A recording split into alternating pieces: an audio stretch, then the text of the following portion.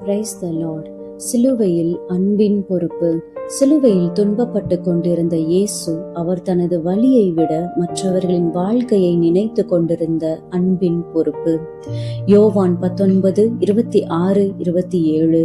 அப்பொழுது இயேசு தம்முடைய தாயையும் அருகே நின்ற தமக்கு அன்பாயிருந்த சீஷனையும் கண்டு தம்முடைய தாயை நோக்கி, ஸ்திரீயே, அதோ உன் மகன் என்றார். பின்பு அந்த சீஷனை நோக்கி, அதோ உன் தாய் என்றார். அந்நேரத்தில் அந்த சீஷன் அவளை தன்னிடமாய் ஏற்றுக்கொண்டான்.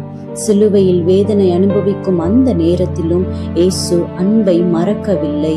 உலகத்தின் பாவங்களுக்காக துன்புறும் இயேசு தன் தாயின் வேதனையை கவனித்தார்.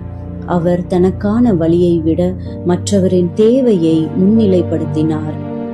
அவர் தன் சீடனிடம் சொன்னார், இதோ உன் தாய். அந்த நொடியிலிருந்து யோவான் மரியாளை தன் தாயாக ஏற்றுக்கொண்டார்.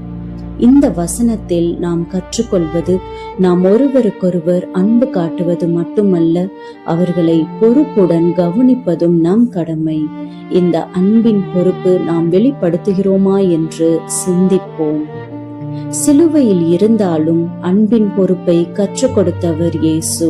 இன்று நமக்கு இருக்கும் கடினமான சூழ்நிலையிலும் அன்பை வெளிப்படுத்த வேண்டும் என்று கற்றுக்கொள்வோம். God bless you. Be blessed in Jesus Christ.